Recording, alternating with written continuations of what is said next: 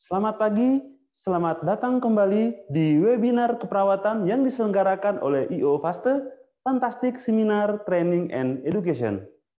Di awal kegiatan kita, sebelum kita memulai acara webinar, saya mengajak teman-teman sekalian, Bapak Ibu peserta dan narasumber, untuk kita menyiapkan hati dan batin, kita mengangkat hati kepada Tuhan Yang Maha Esa, memohon kepadanya agar sekiranya kegiatan kita pada hari ini bisa berjalan dengan baik dan lancar. Mari kita berdoa menurut ajaran agama dan kepercayaan kita masing-masing. Berdoa dimulai.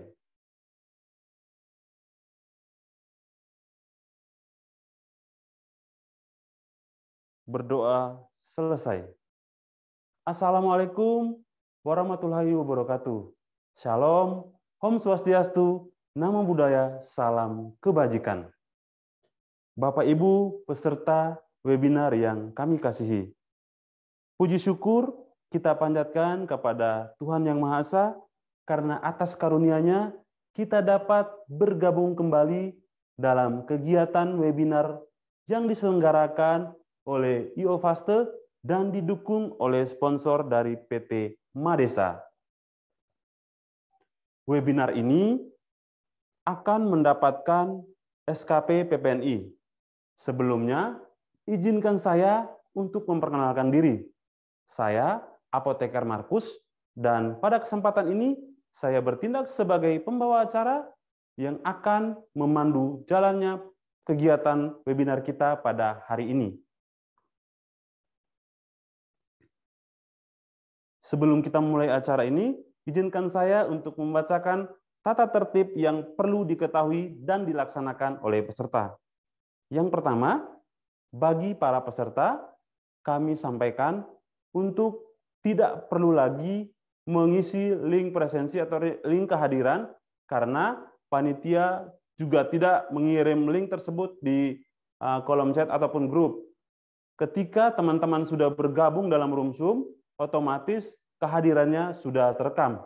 Kami juga sangat berharap kepada peserta sekalian untuk tidak mengetik keterangan hadir di kolom chat. Yang kedua, room kegiatan sudah dibuka 15 menit sebelum acara kita mulai. Kepada peserta, kami minta untuk boleh membuka video dan sangat diharapkan kepada peserta sekalian untuk berpakaian sopan pada saat kegiatan ini kita laksanakan. Peserta juga diharapkan untuk mematikan suara selama acara kita berlangsung. Bagi Bapak Ibu peserta yang ingin mengajukan pertanyaan, kami memberi dua opsi, yaitu yang pertama, bagi peserta yang ingin mengajukan pertanyaannya secara tertulis, bisa dengan cara mengetik pertanyaannya di kolom chat dengan format nama penanya, asal instansi, judul atau isi pertanyaan, dan kepada siapa pertanyaan tersebut diajukan. Yang kedua, bagi Bapak Ibu peserta, kami juga memfasilitasi untuk boleh bertanya secara langsung on cam. Nah, tapi terlebih dahulu Bapak Ibu peserta diharapkan untuk mengklik terlebih dahulu tombol raise hand. Untuk perhitungan kehadiran, kami sangat mengharapkan peserta sekalian untuk boleh ikut kegiatan ini dari awal hingga akhir. Namun, sebagai batas standarnya, kami hitung 75% dari total durasi webinar yang kita laksanakan pada hari ini. Link evaluasi akan kami bagikan di bagian akhir dari acara kita. Sebelum memulai acara kita, marilah kita undang pembicara kita, yaitu Profesor Dr. Rinawati Rosiswatmo, spesialis anak konsulen. Halo dok, selamat pagi. Semoga dokter dalam keadaan baik dan sehat ya dok ya. Mohon izin dok untuk saya melanjutkan acara kita. Selanjutnya kita akan memasuki acara pertama. Acara ini akan kita awali dengan menyanyikan lagu Indonesia Raya, dilanjutkan dengan Mars PPNI, kemudian setelah itu kita akan memasuki sesi pemaparan materi oleh kedua narasumber, dan akan dilanjutkan dengan sesi diskusi. Di akhir akan ada kegiatan evaluasi dan penutup. Acara pertama kita dibuka dengan sama-sama mendengarkan lagu Indonesia Raya dan akan dilanjutkan dengan Mars PPNI. Mari kita dengarkan lagu Indonesia Raya dan Mars PPNI dengan penuh hikmat.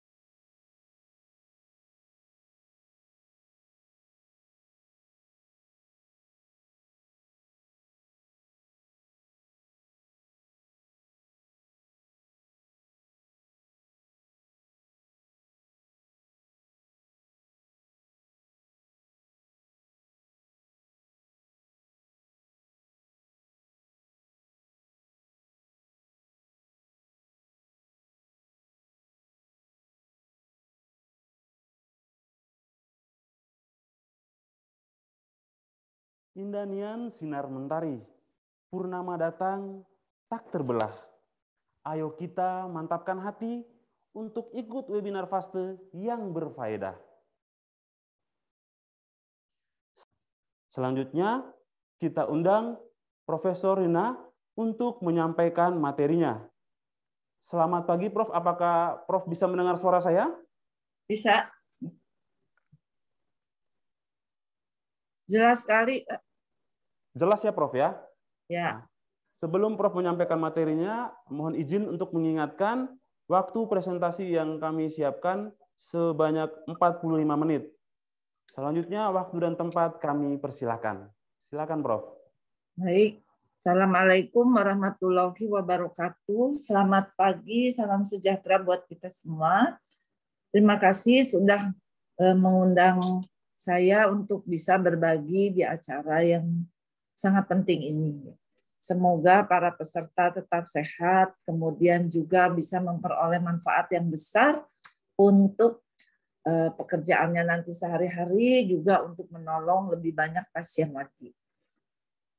Saya minta bantuan dari panitia untuk share konten ya. Baik, Prof. Apakah materinya sudah terlihat, Prof? Sudah. Ya, jadi ini adalah rangkaian dari mengenal terapi oksigen ya pada non-invasif pada neonatus. Nah, sebelum kita beranjak ke yang lain-lain, mari kita sedikit mengupas tentang bagaimana sebenarnya fisiologi bernafas bayi baru lahir. Mohon slide. Jadi ini nanti kira-kira yang akan kita bicarakan ya. Slide juga.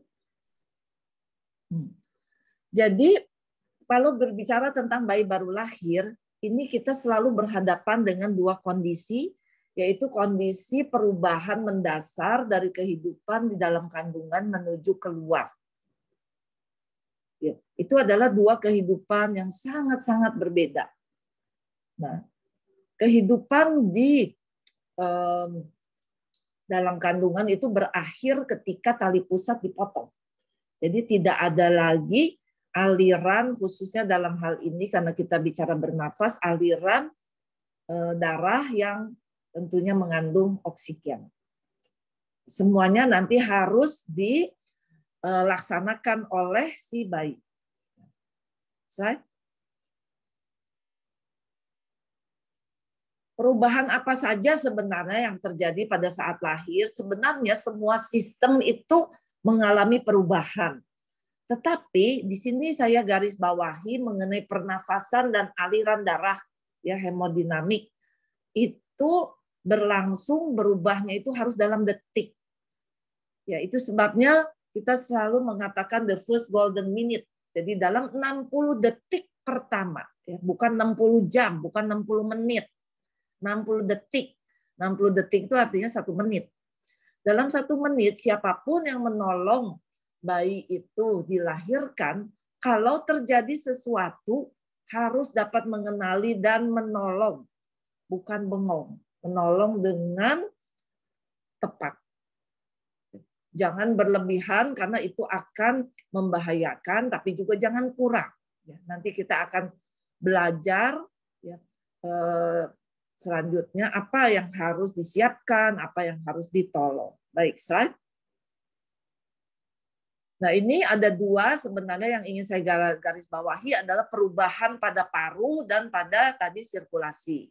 Sekarang kita bicara dulu pada perubahan pada paru. Ada apa ini gitu ya. Coba slide. Nah, teman-teman yang mengikuti acara hari ini, tolong diingat kembali bahwa paru-paru janin ya pada saat di dalam kandungan tugasnya itu hanya melengkapi. Jadi pertukaran udara, fungsi pertukaran udara itu belum dilaksanakan. Belum dilaksanakan, mungkin ya sekitar ada yang bilang kurang dari 20% lah. Gitu. Jadi 80% itu dilaksanakan melalui tali pusat, plasenta tali pusat. Di situ kalau kita tahu tali pusat ada 2 arteri, ada 1 vena. Disitulah keluar masuknya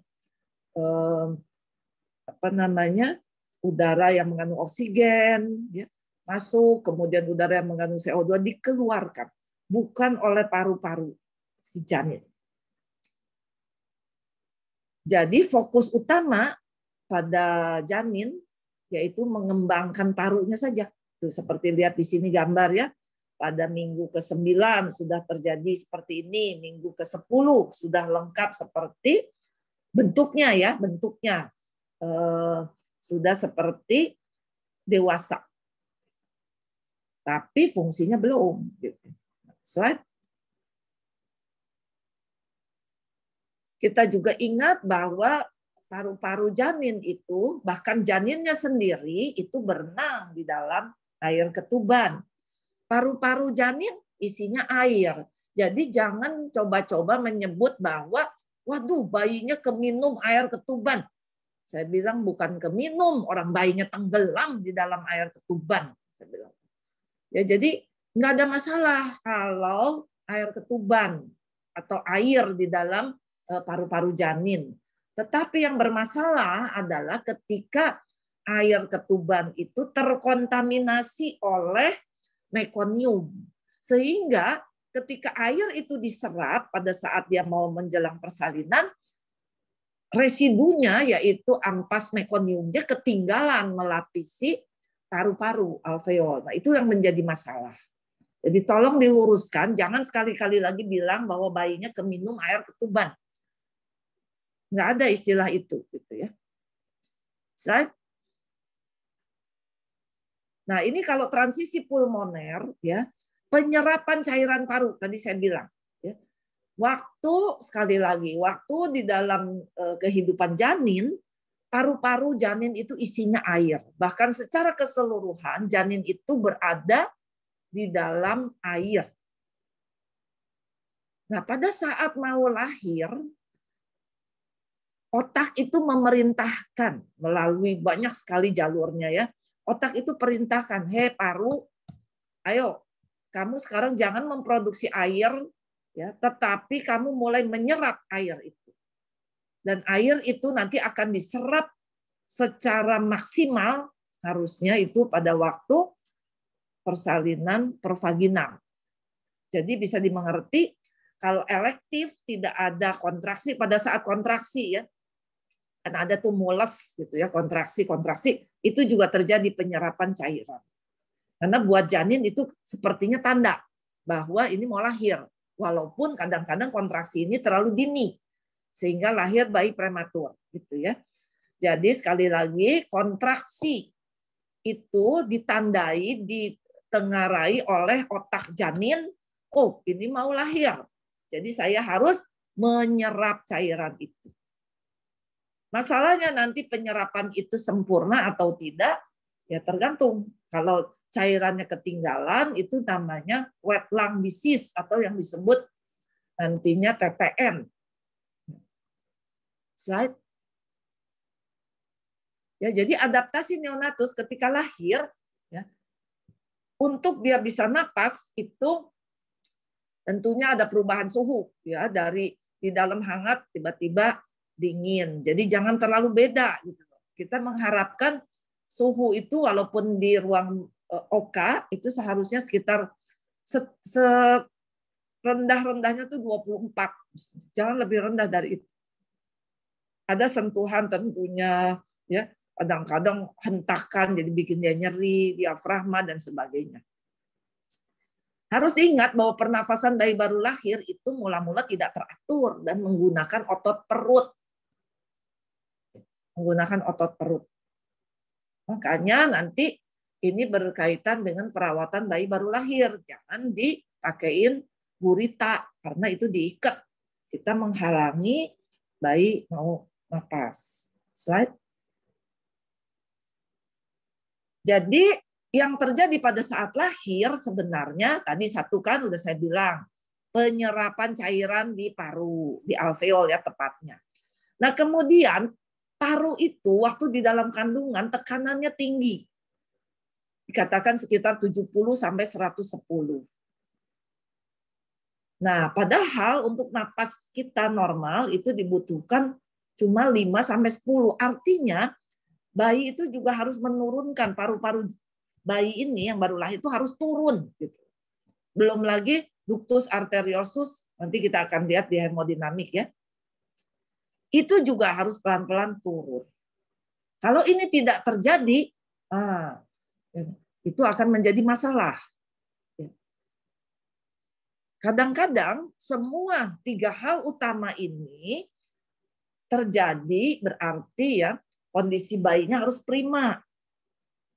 Bayi kondisinya prima kalau kondisi ibunya juga prima. Nah itu saling terkait. Jadi ada salah satu yang tidak benar, itu akan menjadi masalah. Slide. Nah, jadi ini pengulangan. Lihat bahwa ini kalau kita lihat ya apa yang terjadi ke dalam alveol itu dia terisi air ya, jadi boro-boro keminum air, orang isinya air gitu loh paru-paru itu. Nah ini waktu mau kontraksi atau bayi itu mau lahir ya, lahir bukan buatan loh ya, jadi kalau seksio elektif belum ada kontraksi belum ada apa udah di seksio ya itu nggak ada penyerapan, itu nggak ada. Nah jadi ini sudah terjadi penyerapan itu sebabnya ketika bayi itu bugar jangan pernah disuction. Nggak ada gunanya. Karena kita tidak bisa mensuction masuk ke dalam alveol. Ini adanya di dalam paru-paru. Yang kita suction, yang kita sodok-sodok itu ternyata cuma lambung. Buat apa? Gitu. Sedangkan cairan di paru aja dia serap.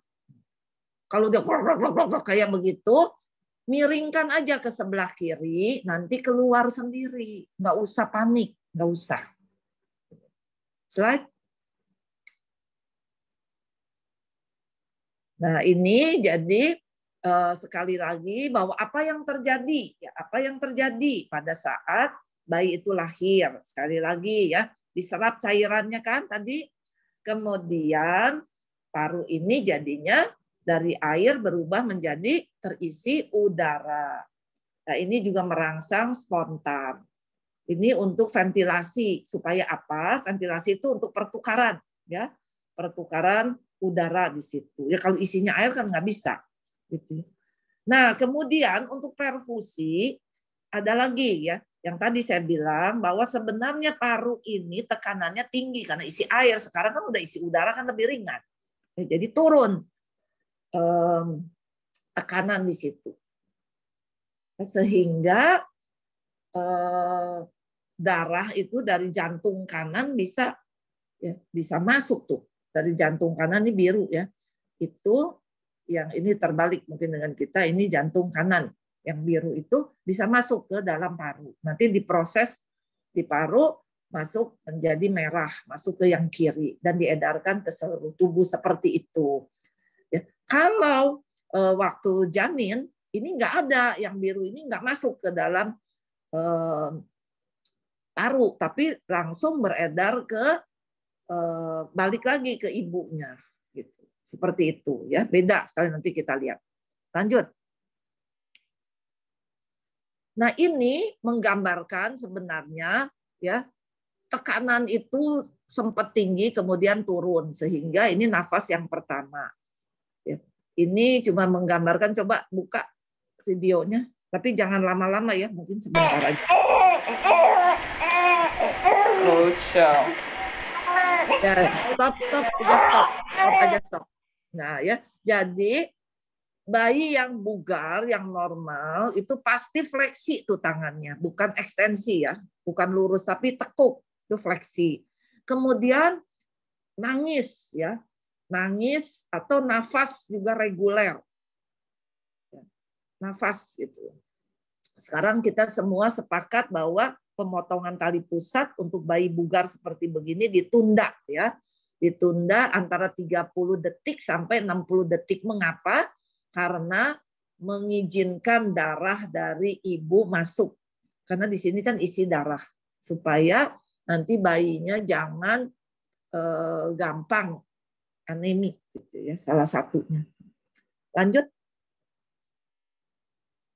Ini juga video mau memperlihatkan, ini nomor 1 nih bayinya bugar. Coba kita lihat bayi bugar seperti apa gitu.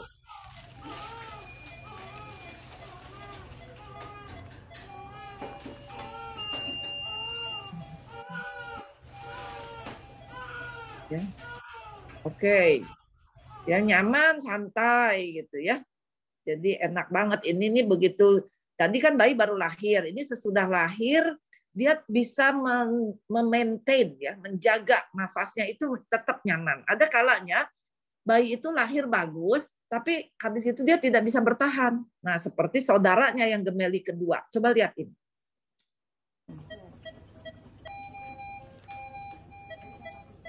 Tuh. Yang ini kok nggak bisa balik ini intinya tuh. Ininya ada, kalau mungkin terlihat bahwa ada retraksi ya di situ. Nggak enak.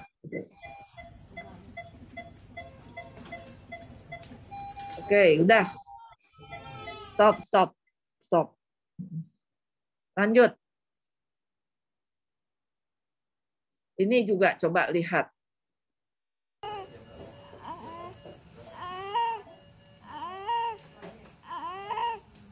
Ya. Nah, dia bernafas, ya kan? Nangis, tapi nggak enak gitu loh.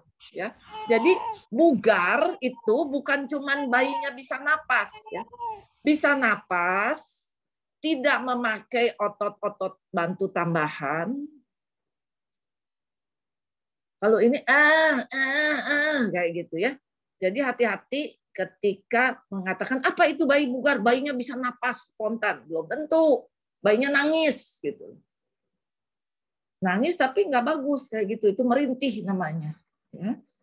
Jadi merintih, nafas cuping hidung, retraksi itu artinya menggunakan otot-otot tambahan. Nggak boleh kayak begitu. Jadi bayi bugar, bayi yang bisa bernapas ataupun menangis spontan tanpa bantuan alat-alat bantu atau otot-otot bantu tambahan. Ya. Slide. Nah, ini juga hanya ingin menggambarkan ya bahwa tidak perlu kita sodok-sodok sok jago mau saksian-saksian, nggak perlu ya kan. Lihatlah ya bahwa betul sekali cairan di dalam alveol itu akan diserap tuh ya, pembuluh kelenjar getah benihnya jadi gendut-gendut tuh kayak gitu ya. Mana bisa kita mencapai alveol ini gitu, nggak mungkin gitu. Ini mesti pakai bronkoskopi, pakai laryngoskop aja nggak bisa. Laryngoskop itu cuma bisa melihat pita suara.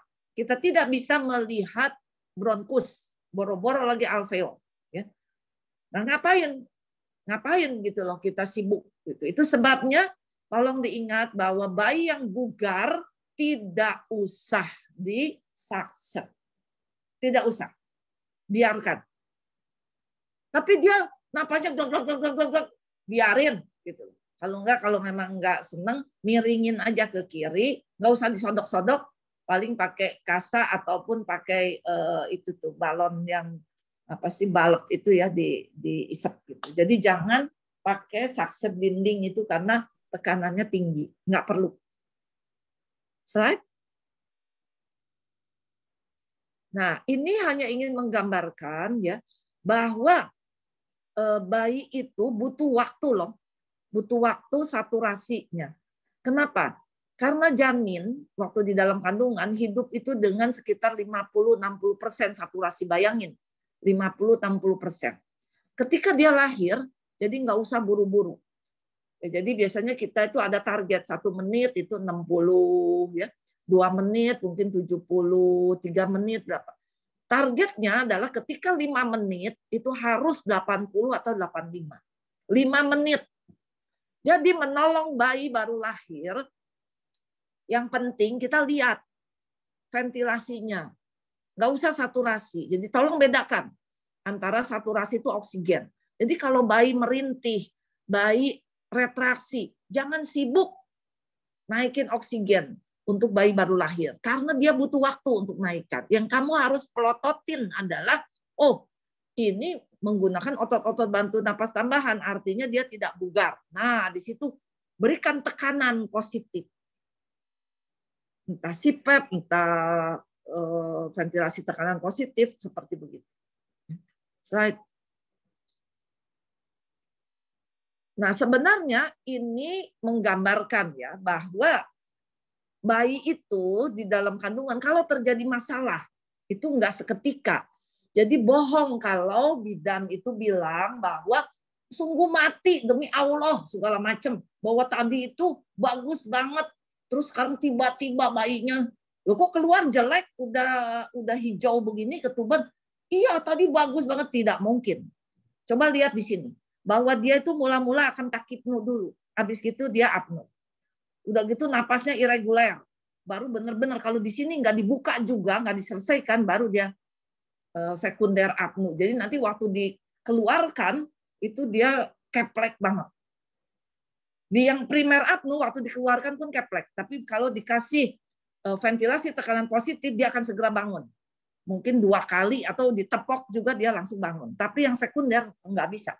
Lama dia.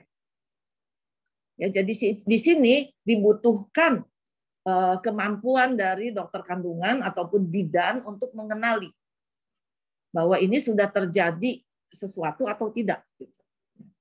Slide.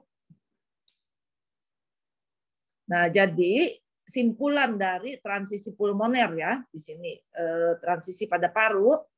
Pada kasus persalinan tanpa komplikasi fisiologis nih ya dan cukup bulan, transisi pulmoner itu biasanya spontan aja begitu, nggak usah dibantu. Nggak usah dibantuin, kebanyakan bisa, tapi hati-hati ya. Hati-hati. Ya, di dalam statistik nanti kita akan lihat, tidak ada yang bilang 100%. Tetap kita harus siap sedia. Ya, itu sebabnya bagi nanti siapapun juga yang menolong persalinan ya atau menyiapkan sesuatu, nanti mungkin Nurse Dian akan membawakan itu, hati-hati, kita tetap harus waspada, siap sedia. Slide.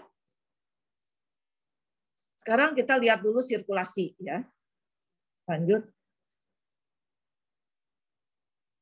Nah, jadi disebutkan di sini bahwa janin itu sebenarnya kalau tadi paru sekitar 10 minggu ya, di sini kalau jantung ya sirkulasi pembuluh darahnya itu sekitar ya hampir sama lah 8-10 minggu itu sebenarnya sudah lengkap organnya. Tinggal berkembang aja fungsinya. Ya. Jadi kalau kayak bayi baru lahir itu kan kakinya udah ada, tapi kan belum bisa. Kakinya udah lengkap, ada tulangnya, ada kulitnya, ada pembuluh darah, tapi bisa nggak dipakai jalan? Belum. Nah itu juga gitu. Ya, jadi paru dan jantung janin itu sekitar 8-10 minggu udah lengkap. Tetapi belum bisa berfungsi, ntar dulu gitu ya. Nah, di sini sirkulasi melalui tali pusat terus ke plasenta. Nah, cuman di sini dia ada bypass satu di liver dan paru-paru. Mari kita lihat coba gambarnya. Ada nggak sih? Slide. Nah, tuh ya. Jadi di sini ada bypass tadi di di liver ya tuh, lihat gambarnya di liver. kemudian juga di paru-paru, di jantung. Jadi di sini tali pusat, darahnya masuk, di sini ada ductus venosus, lihat di liver. Masuk ke situ, kemudian ada foramen ovale. Masuk, terus nyebrang dia, nggak masuk ke paru-paru. Nyebrang ke jantung, langsung seperti begitu. Ya. Jadi paru-paru di bypass. Iya, ada yang bisa saya bantu, Kak? Iya, ini belum bisa masuk ke Ada yang Zoom ya? bocor ini ya. Tunjuk. Tolong dong, jangan bocor. Nah ini ya, kalau diperbesar, jadi ada bypass di ductus venosus di liver, kemudian juga ada foramen ovale. Ya. Lanjut, bypassnya ada 3.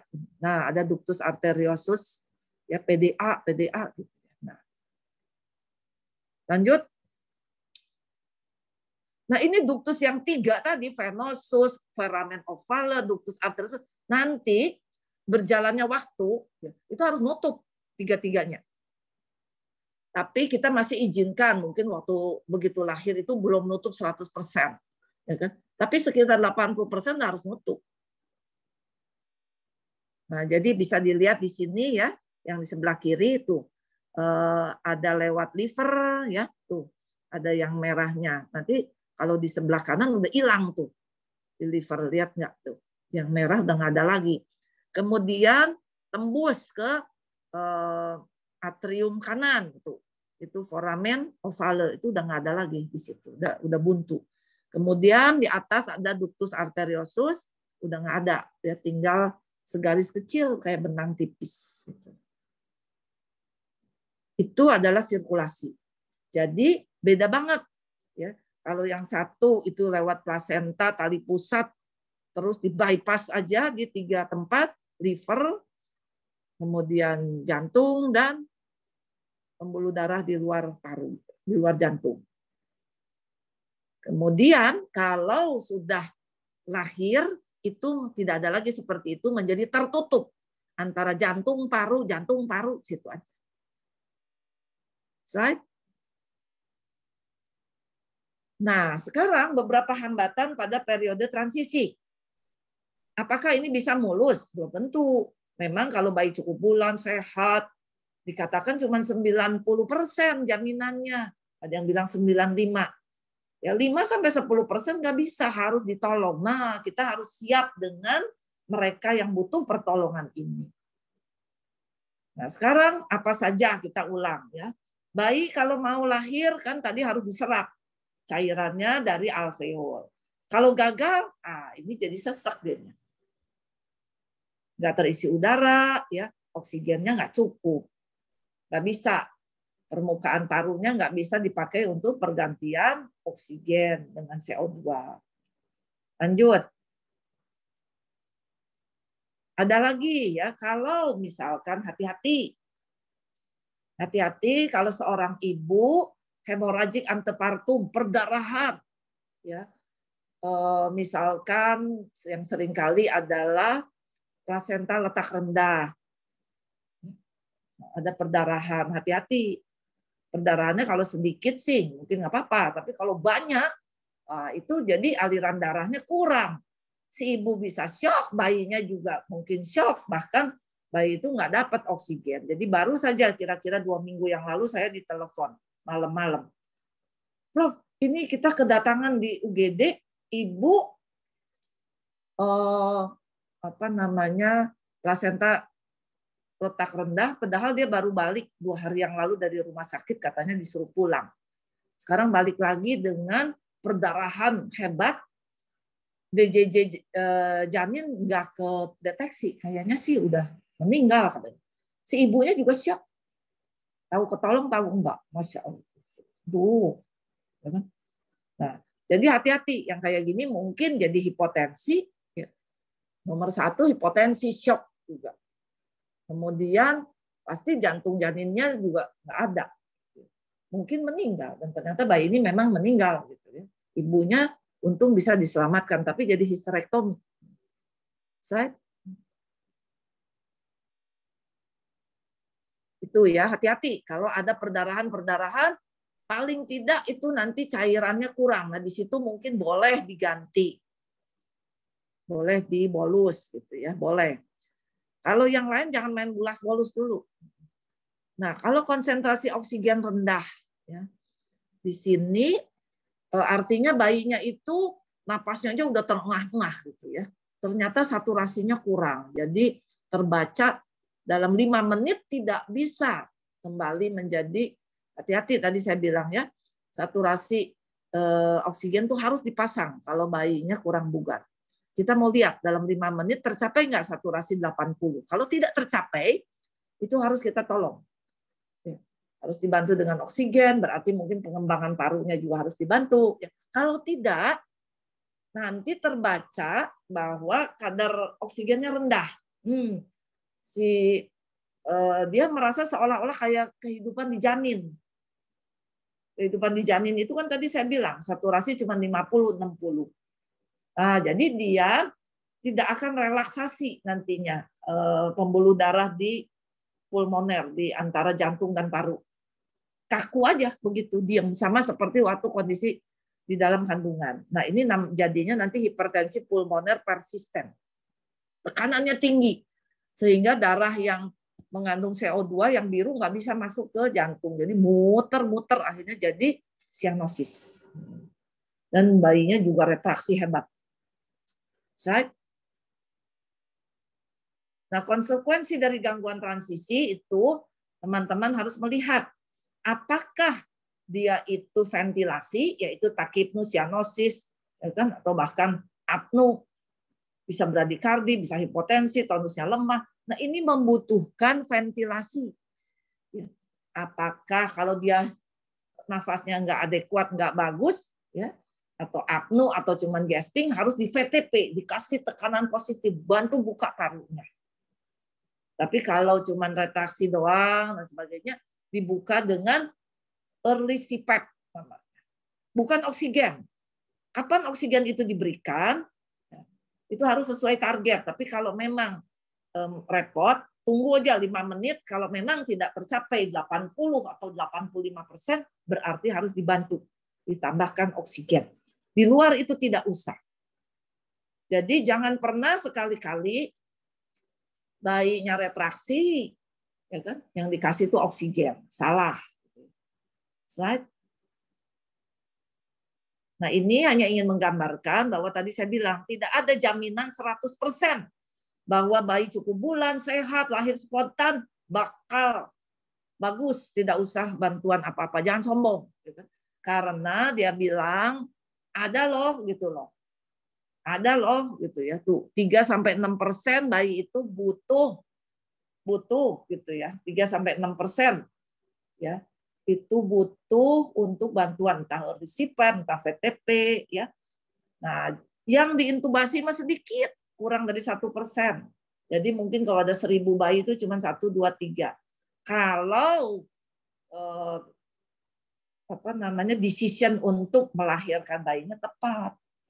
Ini bayinya udah ibunya udah perdarahan, dibiarin aja gitu loh ya kan, akhirnya ya mati itu si bayi gitu ya. Ini udah takikardi gitu ya, si janinnya itu dibiarin aja gitu. Sampai dia bradikardi atau butut gitu, ya kan. Nah, itu bidan dengan kemampuan bidan. Mungkin dokter juga gitu ya. Nah, kalau ada di situ. Slide.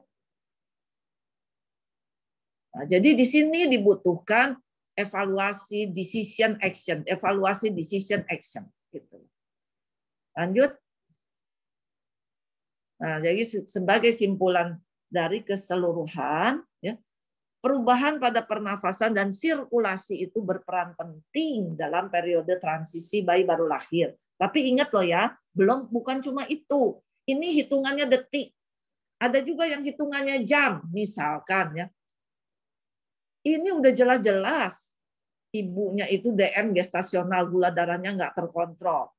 Tolong dilihat dari pipinya, ya pipinya chubby face, atau ada penumpukan lemak. Nah itu jangan senyum-senyum aja gitu loh. Hati-hati, itu nanti juga transisi gula darah jelek. Gitu. Ya, jadi yang saya sebutkan ini hitungan detik untuk pernafasan dan sirkulasi. Ada juga yang namanya metabolisme, ada juga yang namanya nanti ginjal, nggak kencing-kencing, ya kan? Nggak boleh. Nggak ada BAB juga, hati-hati gitu loh ya. Hambatan pada periode transisi itu termasuk gangguan penyerapan cairan tadi kan harus diserap. Kalau terjadi gangguan penyerapan bahaya. Tekanan darah di paru harus turun, tekanan darah sistemik mesti naik lebih tinggi ya. Supaya pembuluh darah yang pulmoner antara jantung dan paru itu bisa relaksasi. Ya, kalau tidak dia akan kaku di situ. Lanjut. Saya kira itu saja yang ingin disampaikan. Jadi ada beberapa poin ya. Penyerapan cairan tadi ya. Sebenarnya itu harusnya dilakukan oleh bayinya sendiri. Kita nggak bisa bantu. Kita nggak bisa. Jadi jangan di-suction kalau memang bayi itu bugar, biarin aja. Ya, paling kita awasi. Dia bisa nggak melaksanakan pernafasannya sendiri. Kalau nggak bisa ya kita bantu. Jadi alat CPAP, alat VTP, itu bagging, itu harus selalu standby pada setiap persalinan. Jangan menggunakan oksigen terburu-buru. Banyak sekali bayi itu cuma butuh tekanan positif, entah itu CPAP, entah VTP, dia kebanyakan tidak butuh oksigen. Jadi tekanan itu tidak bisa digantikan oleh oksigen, tidak bisa.